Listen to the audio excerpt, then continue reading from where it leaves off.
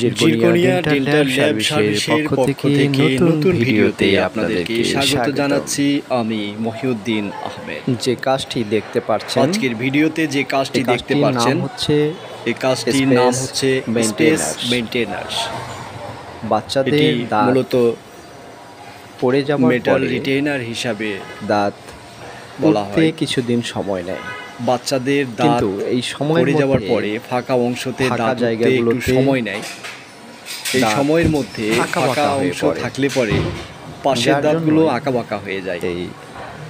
এই আঁকাবাঁকা দাঁত ব্যবহার যেন না হয় সেটার জন্য স্পেস মেইনটেনেন্স ব্যবহার করা হয়।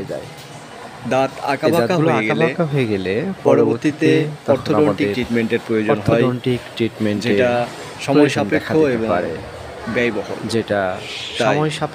আপনার বাচ্চার এরকম সমস্যা থাকলে আপনার নিকটস্থ যে কোনো ডেন্টাল সার্জনের সাথে আলাপ করে এই সেবাটি সমস্যা নিতে পারবেন।